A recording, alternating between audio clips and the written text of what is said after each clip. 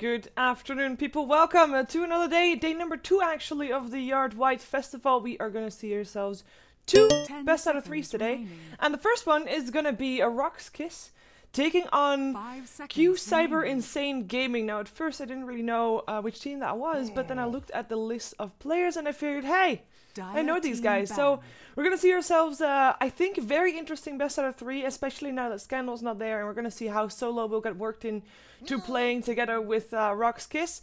Of course, I will not be by myself. I am joined by Vickermond. Vickermond, welcome back. Good to be back, Shiver. And yeah, our instincts are so good. We have the first game of the old, semi-new, semi-old RoX.KIS roster with Solo back on the team. Yep, I actually tried to do the new overlay with the drafts, but apparently I set the wrong side, so that's failed. Okay, so yeah, Solo back. We saw Solo yesterday. He was playing for Relax. 5 seconds remaining. So this is his second best of 3 in this tournament. I'm curious to see how Relax and who Relax are going to pick up, how they're going to continue this tournament with who. Time will tell, I guess. For now, it already looks like Cyber or QCyber or Insane Gaming, however you want to call them, they know what Goblak wants, aka minus armor. So Dazzle and Bristleback removed. Particularly Dazzle is a hero that Goblak has been picking up a lot recently. And in fact, across the scene, Dazzle's really gained in popularity. And I think you and I casted a game yesterday where he was played in the solo mid role. Of course, more frequently played as a support. And that's how Goblak usually drafts the hero as well, as a support. And he's very willing to take the hero in the first 2 picks. So it's a sensible ban from QCyber Insane Gaming, who I'm sure we have a better name for or can come. Yes, I hope that we do indeed. I think just Insane Gaming would be the best one, I guess. Yeah, that's fine. And yeah, this is one of those Russian stacks or CIS stacks like Big Gnome, Inquisitor. These are guys that we've known for a while. Yeah, we've seen them a lot of the times, and very active overall as stand-ins at first. I don't think they had like a solid team until like last year, maybe August or the Star Ladder season 6, I believe it was. But I like to see them be back again because, you know, the thing is though, that's the big thing. We've seen them all the time. We've seen them in all kinds of different teams, but where's the stability? Like, I want to have some of that. Indeed. Well, neither of these 2 teams known for their tremendous stability. It's a shame though. It really is. It is. It's the way of the world though. The way of this part of the world, anyway. I guess you're right. Well, we're gonna see a Viper ban now, which, in my opinion, is kind of interesting. Venomans are still first pick for QCyber Insane Gaming, and RoX.KIS they go for the Vayne Mirana combination, a support combination picked up by Insane Gaming. Though of course, this assassin can be run in multiple roles, so we'll see what he ends up going for there in the end. But overall, fairly standard picks, which you normally don't really see that much from a Goblak draft. I mean, it's interesting that they banned the Viper. Of course, it's a hero that is valued very differently based on teams. Like, some teams rate it very, very highly, some teams don't care about it at all. But yeah, Vayne Mirana is first 2 picks. I mean, I think it's fine to... You can't draft crazy all the time. You have to have a baseline of standard drafting. True. Like, unless you really, really think that nobody else... and like, there's a reason why standardized picks are the way they are, right? And it's not always because they're the best, but it's frequently because, like, they're the ones that teams, like, know how to deal with and have practiced the most with. And, tried and tested. Yeah, exactly. So, like, unless you think that everybody else is so wrong that it's not even worth using any of their picks, which, yeah, I mean, fine. You can definitely run Sniper, Wraith King, Bloodseeker, and all these heroes have something to recommend them, but you still want to fill your lineup out with like good solid heroes. And Goblak likes Bane a lot. He plays with Bane a lot. Yeah, he does, and he actually likes that he plays it himself. So strong Bane player. Now we've seen BZZ playing different heroes lately. We have, like, at first when he first got noticed by the scene, he was like Gyrocopter, Gyrocopter, Gyrocopter, maybe sometimes Lifestealer, and then some Gyrocopter. Yeah. No, that's a really good point. In fact, the reason why they didn't qualify for TI3, in my opinion, was that in the qualifiers, as soon as people used their first 2 bans on Gyro and Lifestealer, RoX.KIS lost every game. Yeah.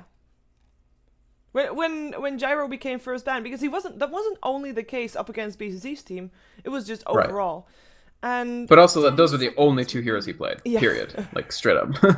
that's very true. Dire team pick. But yeah, you're right. Now he plays a lot of different stuff. He had a Pugna set made for him, right? True. And he's played Pugna in the #1 role as well. Yeah. Quite a few times. So maybe we're gonna see something like that coming out for RoX.KIS here. They still definitely have the potential. We've seen Goblek run a lot of 2-1-2 lanes or otherwise aggressive tri lanes. He still likes to do that a lot.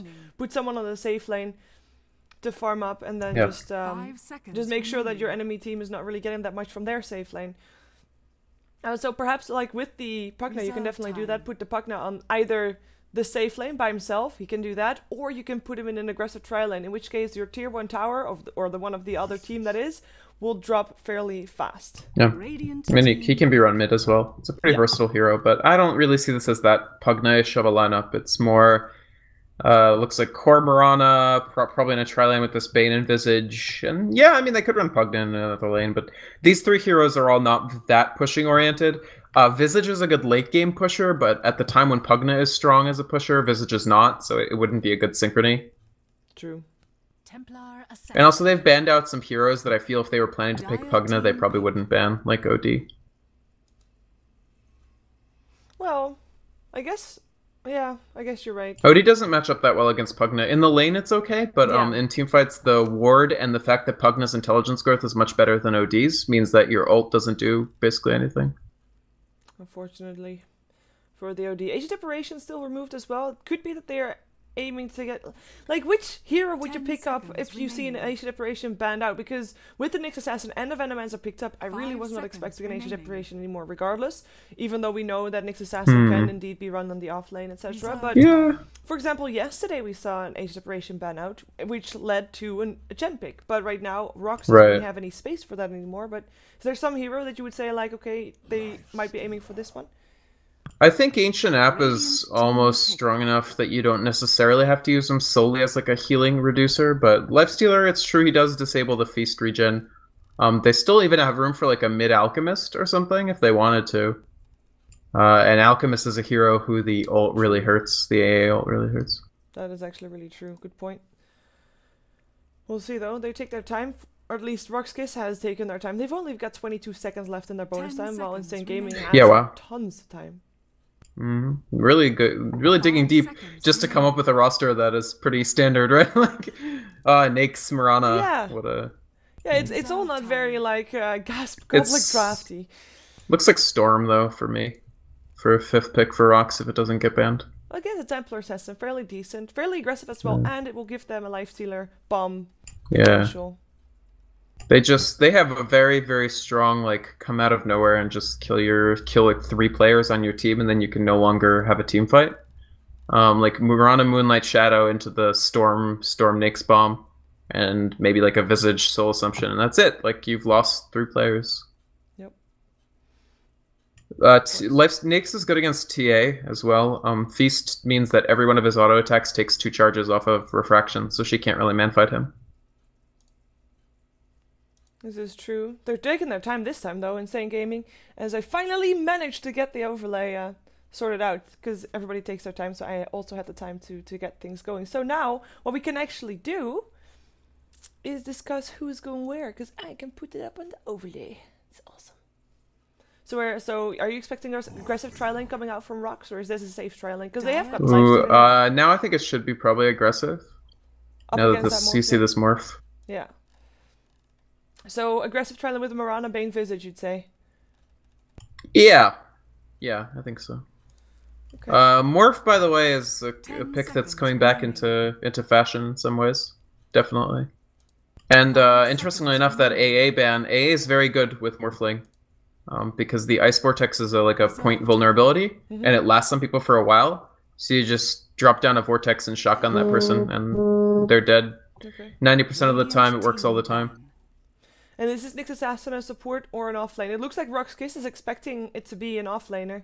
because they ban out an Enchantress still, making sure that there's not going to be an annoying jungle hero coming out if they are indeed running an aggressive trail lane. Then Enchantress is one of the ones that you should fear. 10 seconds remaining. But Nyx Assassin is not that bad either as a support, I'd say. 5 seconds Wouldn't mind seeing that one coming out. Yeah, I mean, it could still be... Reserved. I don't know, if I were them, I'd consider still having the Nyx offlane. It kind of depends on the matchup that you get. Nyx versus Nakes or Nyx versus Lifestealer is not that fun. Just because if he wants to avoid both of your stuns, he definitely can, and just go for your throat before level 6. After level 6, you have Vendetta to escape. So I'm not sure. It's tough to say what they'll pick up. Jakiro is the last pick for Goblik's team. I have to say I did not really see that one coming. Because it's going mid now. This is so old school. This is the Jakiro TA counter, remember? Do you remember this attempt that teams were making when TA was like the first pick hero? Are they actually... Oh, they're actually gonna run that mid? You think? Yeah, totally. It's definitely mid Jakiro. I always thought that this wasn't actually like good, like when teams were doing this as a TA counter, but the thing is the heroes have both changed since then. And Liquid Fire is now Jakiro's best spell, probably. So I don't know. Actually, it might be good now. And His main problem is he's still slower than a stopped bus, but still, like Liquid Fire is so good now that it might work. With the Treant Protector picked up by Insane, that living armor is gonna get ticked off real fast as well by the by the Jakiro thing. Well. Yeah. All right. I don't know. I think it's interesting. Let's take a look at how it goes. This is definitely both very old school. It's so old meta that it's like new meta. So old meta is new. It's retro. There you go. Yeah, it's from like shortly after TI2 was when people were doing this, because TA was an insanely popular pick. It was only it was only for a very short period of time though. It was like a month or maybe 2. It was, I mean, I guess it was short in the grand scheme of things, but there was a while in which TA was just non-stop picked, and people were running all sorts of garbage mid to try to fight it, like Darkseer, Axe. Darkseer, yeah. Darkseer quite a lot, actually. More than Venom. I hate Darkseer. Hate that hero. Well, he's not that much of a playmaker anymore. That's my sad part about so it. Bad. Yeah. Sorry, I'm a Darkseer hater. Yeah, Liquid Fire is skilled first for solo, so yeah, this is definitely gonna be leveraging. This is such a strong spell now, it's insane. Regeneration. We'll see. We'll see. I like both drafts actually. Yeah, I like both drafts. Insane's draft is okay. I hope that Morphling's Jakiro works out. Because if it does, we might see it more. Yeah. I mean, their burst potential on Insane is insane. Like, once Morphling has Shotgun Ethereal Blade, if he chooses to go for it, TA, Nyx, Morph, somebody is gone. Somebody is off the map, right? Period. No questions asked. My only concern is it's weird because they have like 2 sustain heroes in the form of their supports and 3 burst heroes. So it seems like their lineup is a little bit pulling in different directions, but I think that's okay. I mean, the flip side of pulling in different directions is better versatility, right? Like, they have a versatile lineup. Yeah. What do you think about both teams actually going for 2-1-2? Because we have actually Morphling offlane together with a Venomancer. Let's just go over players real quick before that happens, before we also miss a blood. Sure, yeah, let's talk about players. Because on the side of QCyber Insane, we've got Inquisitor. He is playing the Nyx Assassin. He is actually playing it as a farming hero right now. He is being joined by Daniel, who is the Treant Protector in this one. In the middle lane, we have got ourselves Chomi. So that's actually him changing his name. Thank you very much. So Chomi will be playing the Templar Assassin. Yeah. PSM. He was named Plums before, I think. Okay, because pineapples and slivy, I don't know how to pronounce that. So Slivy is just the word for plums. Oh, okay. Oh, it's a fruit then also. Yeah. And his avatar is some plums, so serious role playing. Yeah. Well, it's interesting with your Columbia fruit. Oh, Gale already. We have Big Nom, by the way, playing the Morphling and PSM on the Venomancer. And I think both lanes have got... Oh, Arrow, Inquisitor, in some trouble perhaps. Goblak as well. Seedoy, Living Armor comes to maybe save Inquisitor, hides in the trees, and they do not want to die of that because the tree is right there. Yeah. And that's a first blood on the other side. As we have the Venomancer being picked up by Yul. Big Num is going to get a kill here by the looks of it as well. He's already morphing into strength to stay alive against the harassment that BTZ throws up on him. This is bad. And that is going to be Morphling forced on a salve. But first blood on the board, as well as a return kill, I guess. So for RoX.KIS, it's not even that great because they gave Morphling a kill. So low experience. They gave Morphling a kill, but I actually think RoX.KIS are favored in the 2 outer lanes in both of these 2 and 2-on-2 matchups. Like, the problem with this lane for the bottom lane for Insane is they have no way of really removing the Bane combo. So a lot of times when you have the Bane Mirana combo, you can remove it by just, you know, you have a ranged support, they take it onto themselves so that the arrow doesn't hit. Yeah. They have a melee support in this lane, so anytime that Goblet and Sidoi want to do this combo, they can. And their cooldowns also are shorter than the Living Armor level 1 cooldown. So until Trian is 3, in my opinion, they should just be constantly trying to kill this Nyx, and they should be able to do it.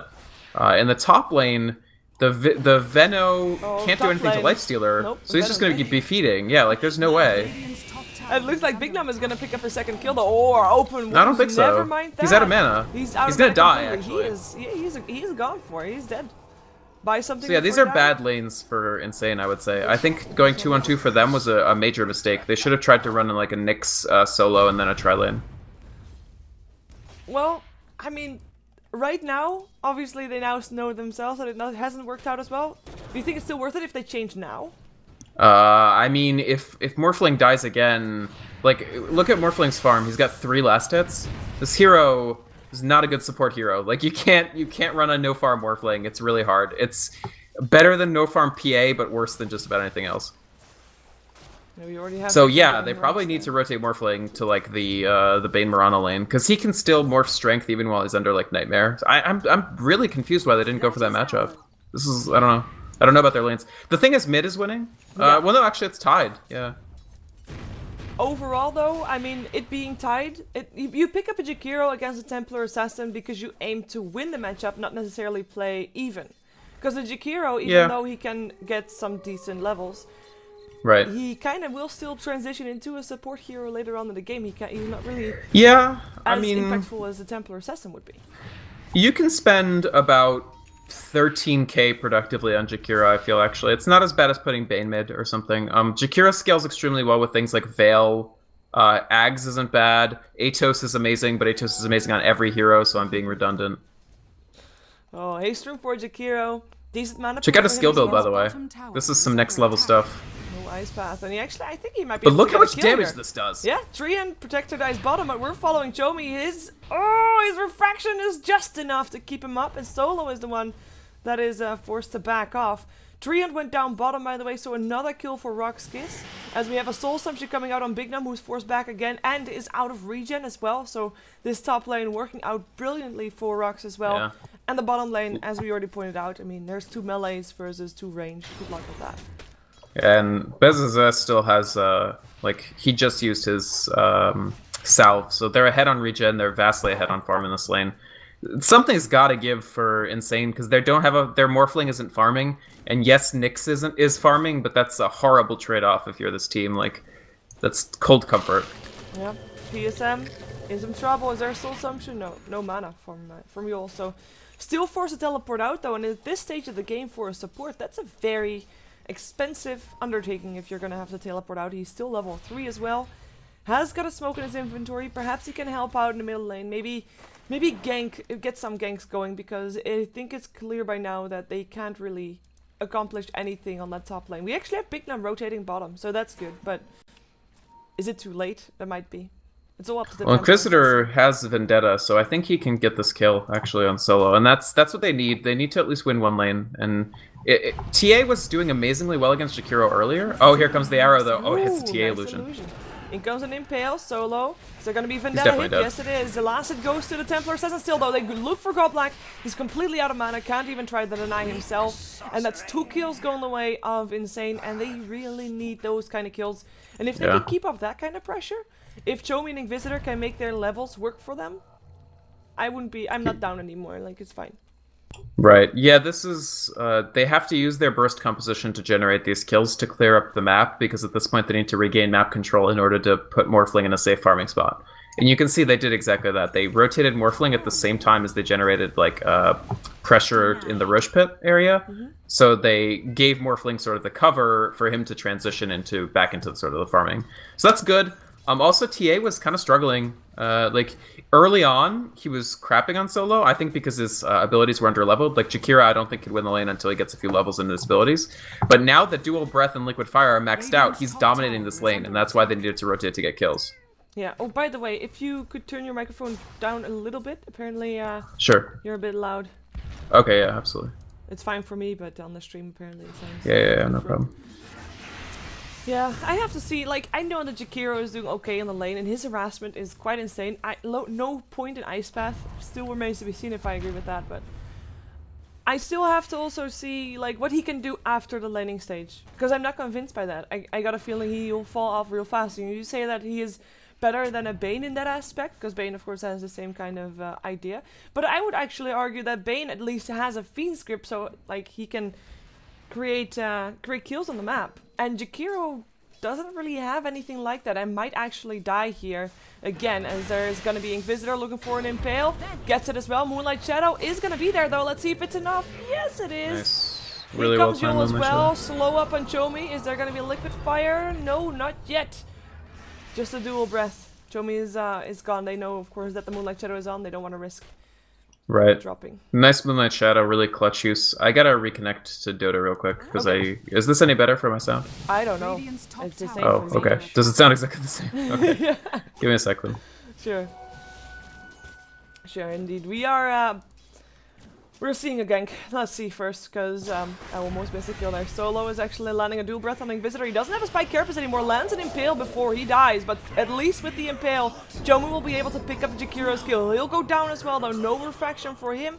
And it turns out to be a 1-on-2 exchange, which favors RoX.KIS. They might have lost their Jakiro, but they got the Solo mid, the Templar Assassin and the Nyx Assassin, who we just mentioned for being the two heroes that need to be having an explosive impact on this game. Need to be finding kills with that burst damage that they have, with the levels that they've got. So, good pickups for RoX.KIS. In the meantime, on the bottom lane, looks like Casido is forced out. The Treant Protector, we haven't really seen him make that big of a difference just yet for Insane. We've seen a couple of living armors, but none that actually made it possible to survive some extreme situation. Inquisitor, another Vendetta. Goes for Godlike with the melt damage to finish it off. That's the combination they have to have. So well done to them. And they get at least a kill once more. And welcome back. Hi. Good to be back. So yeah, I mean, I think it's developing in a way okay for both teams. The main issue is Storm. Morph's still really behind where he needs to be. Oh, Venom's porting in. Yeah, look at the Treant. The Treant has already dropped. Doesn't put living armor on himself. Or never mind, puts living armor on himself. Lives just barely, but lives. No, I doubt it. Teleported in. Oh, never mind. He's fine. Familiars. Yeah, he's fine. I was never worried. Solo's taking him apart, though. This damage over time Jakiro build with no Ice Path does so much damage. It is. I don't know why I doubted that. Though the Ice Path is still so good, especially since you can combine. Yeah, but it does no damage, man. True. So the thing with the Bane, I know you were talking about the Bane versus Jakiro. I'm not saying Bane's a bad mid. It's more just like, what does farm do for the hero, right? Yeah. Like Ags is pretty bad on Bane. Ags Refresher, you should definitely do in pubs, because it's the funniest thing ever, because it takes away 140% of their mana pool, but like it's not good. Double what a nice coming out, Godlike already down, can they take down Solo as well? The Moonlight Shadow coming out again, have they learned? Did they bring detection? No. No. Duh. They have not. Who brings detection? Yeah. I mean, they got the Bane, so it's okay. It's a CIS Dota game, you know. No detection. And the thing is, all of this is happening while they completely ignore Bezaz's Lifestealer, who's gone Midas. And he has 75 last hits. He has almost 3 times the last hits of the Morphling, plus a Midas. That's insane. Not... Yeah. I mean, I was gonna say, like, Morphling at least also gets some time, but... At least time to farm, since he didn't get anything earlier, but this BZZ Lifestealer is... Like, it's gonna be very scary. How is this Morphling gonna live against him? And actually, Morphling... How is he gonna be able to last hit on this bottom lane? Because RoX.KIS is not leaving this bottom lane alone. No, they're really not. And PSM feels really behind, I think, on farm, where he'd like to be, even on the Venos. So he's actually jungling now. He's doing jungle Veno, which is okay, but it's less support for Morphling, and I really feel that they need to do more to guarantee that Morphling actually is able to steadily farm. You can see Solo is actually rotated here now. It's almost a pseudo tri-lane just to keep the Morph down, and Goblak's farming mid so he can hit levels. And it's effective as well as Inquisitor actually with a Vendetta. Looking for a kill. Cedar is going to be his target. Double Impale he gets, and a Weave Form gets a kill. Now the Ice Path comes out. Level 1 only, but the Disable is still enough to maybe buy some time. Macropire coming out as well. Big Knob forced out. Forced to morph into strength as fast as he can, as Chomi as well as Inquisitor are able to take down Solo. Finally, no kills for RoX.KIS, and 3 kills going the way of Insane. And that actually... Very important. Yeah, and they forced out a rotation of the Life Stealer as well. He teleported in bottom and couldn't do anything with it. Inquisitor is playing very well, I feel, on this Nyx Assassin. Like, yes, he doesn't have detection. Like, it would be good if he brought around some dust. But other than that, he's been the one to generate the space, and he's been the one to sort of pry open RoX.KIS's positions, and repeatedly he just gets those 2 stuns.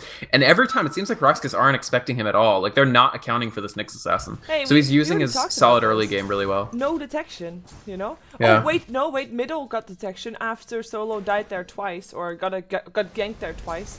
So they learned after 2 times, but that's it. No further detection. So yeah, he can do whatever he wants to. I really like it though. Makes him the key factor. However, the trouble is he enough to buy time for that Morphling? Because despite Morphling not dying, he still had to go back, he still had to heal, he's still not really making it any further. He's now going back top to try and continue farming there.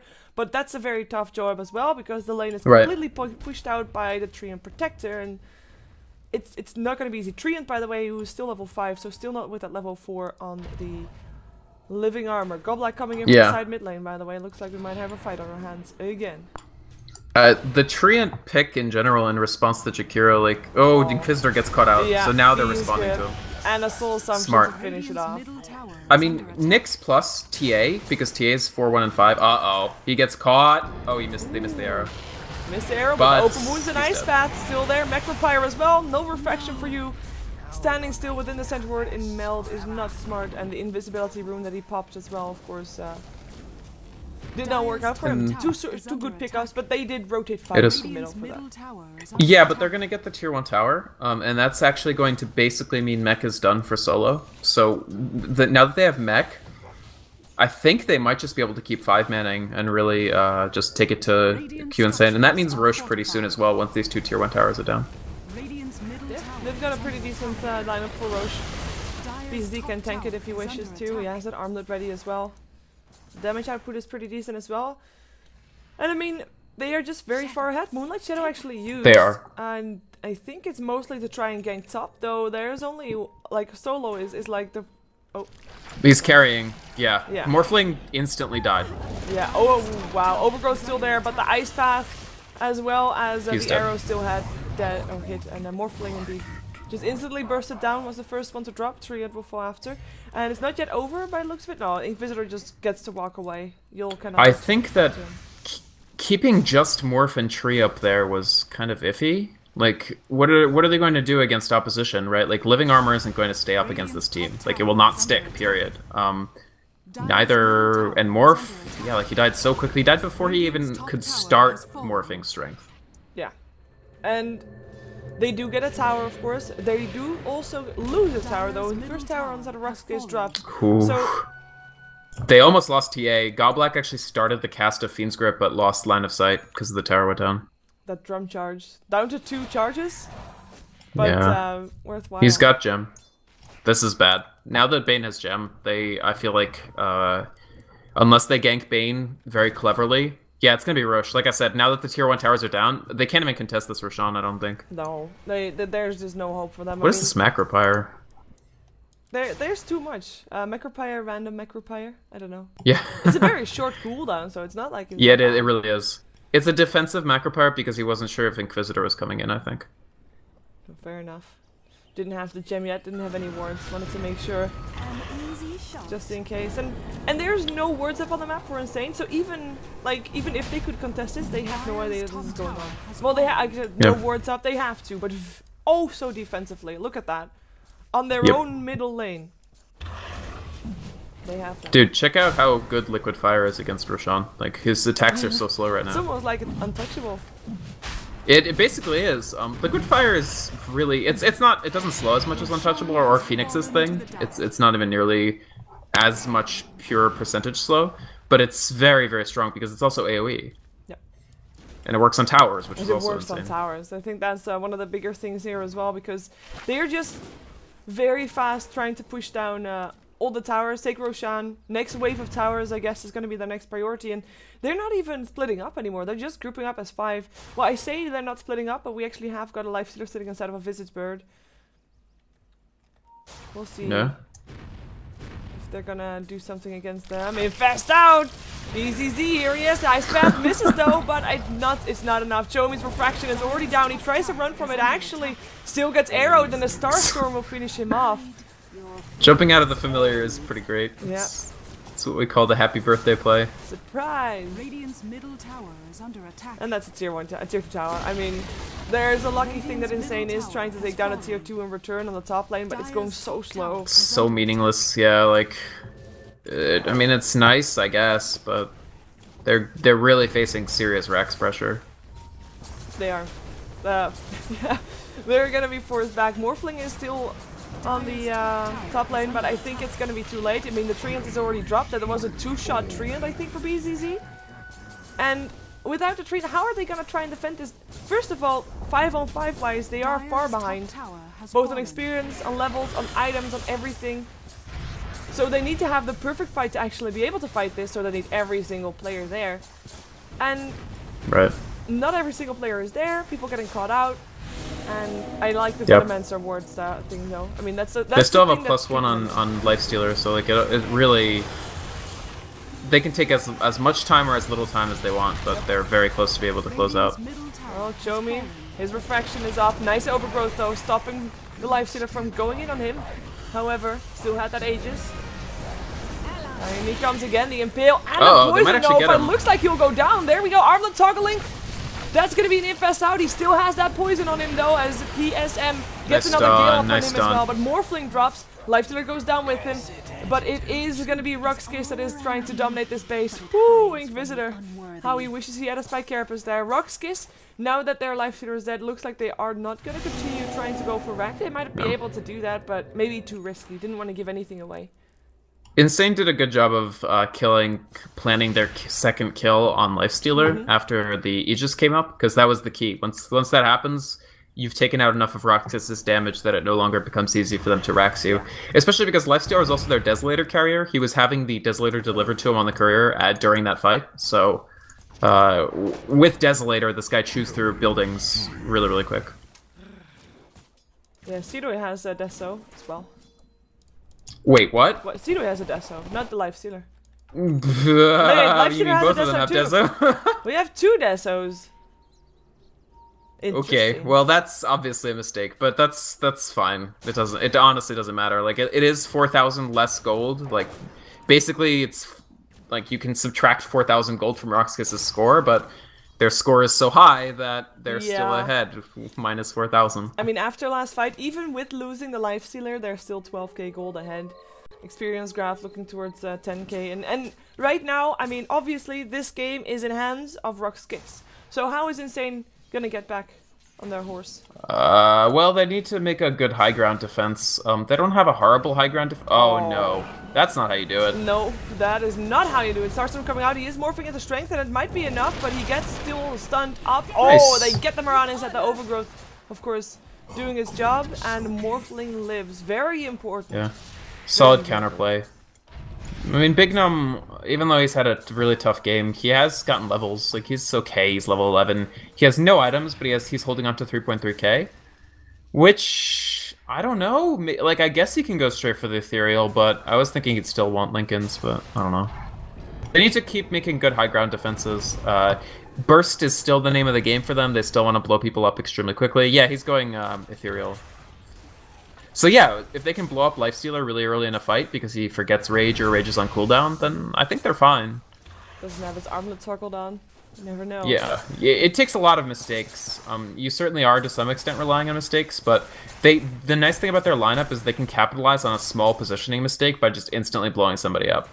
Yeah, and on top of that, the Blink Dagger on the Nyx Assassin will allow him to get those multi Impales, which he has been doing quite nicely. I mean, we already pointed out that he was playing a very solid game. His Impales have been spot on. So Yeah. we'll see if he He's can a good find player. RoX.KIS again as well. Because RoX.KIS, the only thing I have is Rage in terms of magic immunity. Yeah, I mean, they can make pipe on Jakiro if they want now. He's got 4 staff mech, which is the solid build for him. That's gonna be a dead. Nice trap.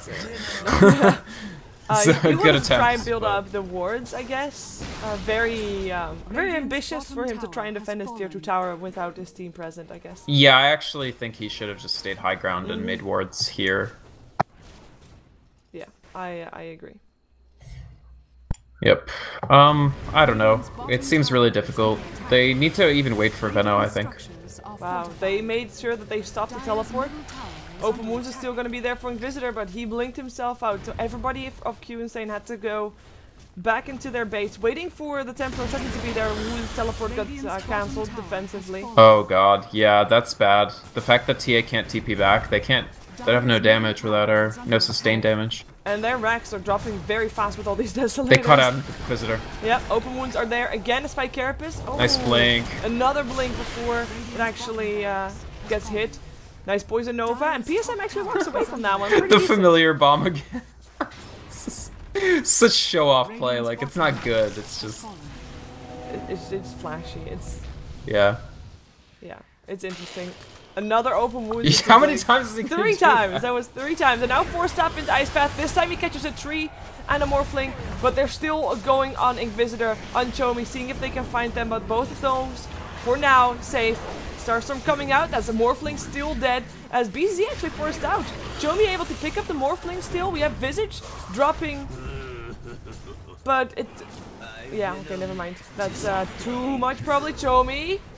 Brain Sap, can they take him down? Is there gonna be an Ice Path? Yes, it hits. Living Armor's there, will be off there very soon, especially with that... What are they doing? well, I don't know why they're still here, because obviously they already got the Rex, but it's working out in the end for RoX.KIS. They only need to deal with the tree right now. Their Lifestealer is still alive, surprisingly. They lost heroes like left and right to very awkward plays. The Templar Assassin was able to do a lot in that fight as well, but... yeah, they could have just backed off after taking the Rex. Yeah, I think trading kills en masse after you've already taken a Rex is usually a mistake because the team that's behind gets more out of that exchange. Actually, they just gave... Was that you pinging? Oh, no. Nope. That's BZZ pinging, making fun of his teammate for losing a Visage Bird to a Treant. So some free gold for Tree as well. Never. I think he finished his mech as a result of that fight, so... I mean, don't get me wrong, things are very bad for Insane. They're very, very, very behind, but they did get some gold out of that fight, so hopefully that'll help them. This is a big pickup though. Marana picks up a BKB. And all that burst damage, I mean, it's great and all, you're still gonna get hurt, but that Impale, for example, which is so important, is not gonna be happening anymore for Cedar. It looks like we have Big Num cut out. Completely cut off from his team, and will go down. Fiend's Grip actually used for that. Goblak brain saps himself on Chomi to keep himself up. PSM, they all try to come in to save their carry, but it hasn't happened, and now the rest is in trouble. In comes an Overgrowth, but the BKB gets turned on. Ooh, Ice Path up on 2. Tree and Protector is the first one to get dropped here. GG gets called. That's gonna be it. RoX.KIS victorious in game 1 of this best of 3, as this is a best out of 3, but I have to say it was very convincing. Yeah, it was very, very convincing game 1 for RoX.KIS. They drafted well, I think. We didn't know what the Jakiro pick was going to look like, but it was okay. Yeah. It held. If it didn't win the lane, it held the TA down sufficiently, and the help for the push was amazing. He was their main pushing conduit for a while. And yeah, they played very well. I do feel that Insane made some laning choices that I don't think panned out. I think maybe they thought RoX.KIS was going to lane differently than they actually did, but they ended up with both of the side lanes mismatched, and that really hurt them early game. So now, of course, I mean, we're gonna see game 2. What would you like to see change from Insane? Is that their draft, their laning, or both, or is there something that you don't want to see, or that you want to see them ban? I don't know. I don't think they need to ban anything differently. I just think they need to like try to predict RoX.KIS's early game a little bit better. Like once Morphling rotated bottom, I think stuff got a little bit better, and I don't know. I think they're just. I think if they lane the way maybe the more standard way, they could have done a little better. I don't know if they would have won, but it would have fit more with what they were trying to do. Okay, well, soon we'll know that. We're going to jump ourselves into the second game of this best of 3 series. Of course, you're watching the Yard Wide Festival, and this is only round number 1 of this double elimination bracket, best out of 3 games, with a total of 16 teams. Let's jump ourselves into the second game. We'll be right back.